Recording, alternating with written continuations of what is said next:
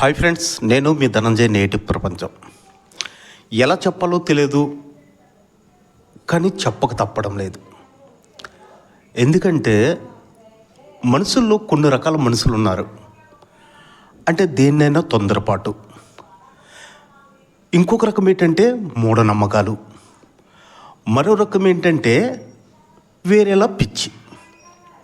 ఈ తొందరపాటు, ఈ మూఢనమ్మకాలు, ఈ వేరేలా పిచ్చి ప్రాణాల మీదకి తెచ్చుకునేంత పిచ్చిలా వెళ్ళిపోతున్నారు మన మనుషులు. మనం దేవాలయంకి వెళ్ళిన తర్వాత ఆ భగవంతుని దర్శించుకోవాలంటే తొక్కుసలాట జరగందే దర్శనానికి వెళ్ళడం లేదు. First of all.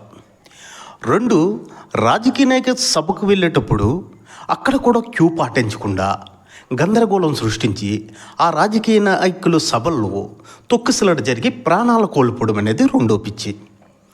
3, సినిమా పిచ్చి వాళ్ళు చాలామంది ఉన్నారు ఈ దేశంలో.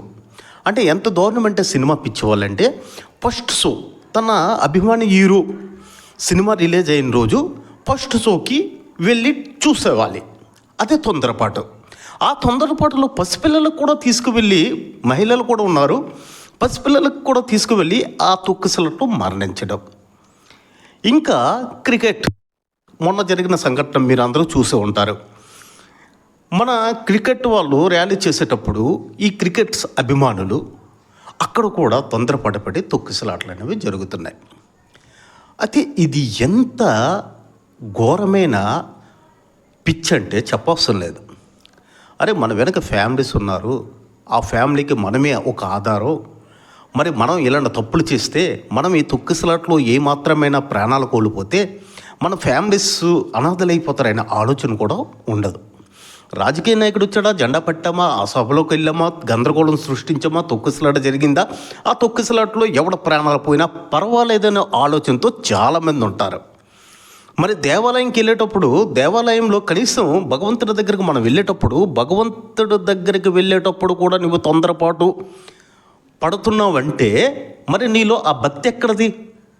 అంటే నీకు అక్కడ భక్తి లేదు. నేను ఎంత వేగమైతే భగవంతుడి దగ్గరికి వెళ్ళాలి, భగవంతుడి దర్శనం చేసేసుకోవాలి, భగవంతుడి దర్శనం అయిపోయిన తర్వాత వెంటనే నేను ఇంటికి వెళ్ళిపోవాలి, లేకపోతే ఏదో సినిమాకి వెళ్ళిపోవాలి, లేకపోతే ఏదో షికార్కి వెళ్ళిపోవాలి అనే ఆలోచనతో నువ్వు మార్నింగ్ లేచి స్నానపానాలు చేసి ఒక విభూతి నుదురు పెట్టుకొని హ్యాపీగా దేవాలయంకి వెళ్ళిపోయి ఆ లైన్లో క్యూ అని ఉండదు, ఏముండదు, ఆ తొక్కిసలాట్లు వెళ్ళేసి ఎవరి ప్రాణాలైనా పోయి ఆ తర్వాత ఆ దేవాలయం తాలూకా నిర్వాహకుల మీద ఆ నిందన వేసేస్తుంటారు చాలామంది. మీరు నిజం చెప్పండి. అంటే దేవాలయాల తాలూకా నిర్వాహకులు ప్రతి ఒక్కరికి ఏం చెప్తారంటే, వచ్చే భక్తుల్ని క్యూలో నిలబడి ప్రశాంతంగా భగవంతుడి తాలూకా దర్శనం చేసుకోండి అని వచ్చే భక్తులు చెప్తుంటారు. కానీ మనం ఏం చేస్తున్నాం ఇక్కడ? క్యూ నిబంధనలకు విరుద్ధంగా మన మట్టుకు మనం ఒక గొర్రెల మందగా తయారయ్యి ఆ భగవంతుడికి వచ్చే ఆ ప్రాంగణంలో కూడా కనీస సంస్కారం అంటే జ్ఞానం లేని పరిస్థితిలో కూడా మనం క్యూ లైన్ని పాటించకుండా గందరగోళం సృష్టించి వచ్చే భక్తుల మీద కొంతమంది భక్తులు అలజడి సృష్టించి తొక్కిసలాట చేసి, లేకపోతే అక్కడున్న గేట్లు విరగొట్టి ఆ తర్వాత ప్రాణాలు పోయినంత పరిస్థితి మనం తెస్తున్నామంటే దీనికి తప్పెవరితే భక్తులది మంద కాదా? 100% ప్రతి సన్నివేశాన్ని కూడా మనం చేసిన తప్పే మన ప్రాణాలను మనం తీసుకుంటున్నాం. ఈరోజు పలాసలో జరిగిన సంఘటన కూడా అదే, కాశీబుగ్గలో జరిగిన సంఘటన కూడా అదే. అంటే ఏకాదశి రోజే మనము పూజలు చేయాలా? అంటే భగవంతుడు ఇంకో రోజు లేడా? సరే, ఇదొక మూఢనమ్మకం. అంటే ఏకాదశి రోజు మనం వెళ్ళేసి అది పవిత్రమైన రోజు, వెంకటేశ్వర స్వామికి ప్రీతైన రోజు, ఆ రోజు మనం దర్శనం చేసుకుంటే మనం మరణించేటప్పుడు డైరెక్ట్ వైకుంఠానికి వెళ్ళిపోతుంది మన ఆత్మ అనే ఒక ఆలోచనతో మనం దర్శనానికి వెళ్ళాం. ఓకే, కాదనడం లేదు. మరి అంత భక్తితో, అంత ప్రీతితో వెళ్ళేటప్పుడు, అంత నిజాయితీతో నిరంబరంగా కూడా భగవంతుడి సేవ చేయాలంటే నువ్వు ఓర్పు సహనంతో నువ్వు లైన్లో ఉండాలి కదా. మరి అక్కడ ఎందుకు తొక్కిసలాట చేసాం? ఆ తొక్కిసలాట చేసి సుమారు 9 మందికి ప్రాణాలు పోయి చాలామందికి హాస్పిటల్లో పాలు చేసినంత పరిస్థితి ఎవరు తెచ్చారు? ఆలయ నిర్వాహకులు తెచ్చారా? మనమే, భక్తులు మనమే తెచ్చాం. అంటే అక్కడ తప్పు ఎవరు చేశారు? మనమే చేస్తున్నాం. భక్తి అనే నమ్మకంతో, భక్తి అనే ఒక ఆతృతతో, భక్తి అనే ఒక ఆశతో వెళ్ళి భక్తులనే ప్రాణాలు తీసినంత భక్తులుగా తయారవుతున్నాం మనం. ఇక సినిమా రిలీజ్ అయిందంటే తప్పు, అంటే నచ్చిన హీరో తన ఫేవరెట్ హీరో రిలీజ్ అయిందంటే తప్పు.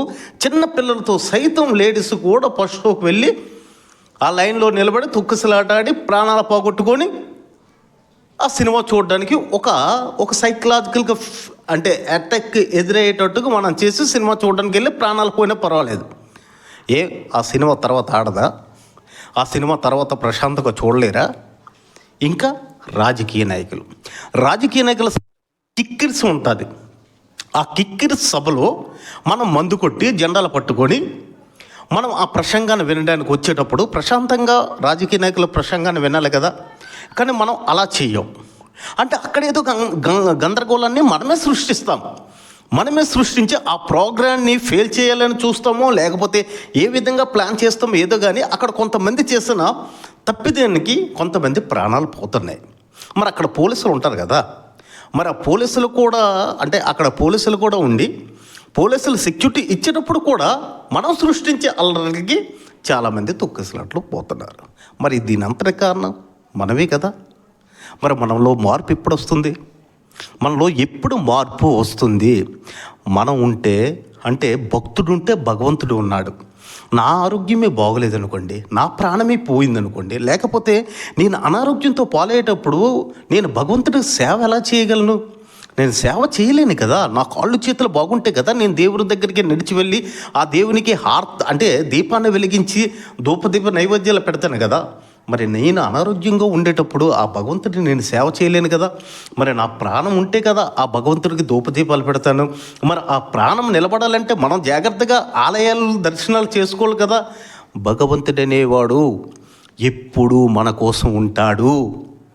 భగవంతుడికి వారంతో సంబంధం లేదు, టైంతో సంబంధం లేదు, తిథులతో సంబంధం లేదు. అతను ఎప్పుడూ మన కోసం ఎల్లవేళలో ఉంటారు.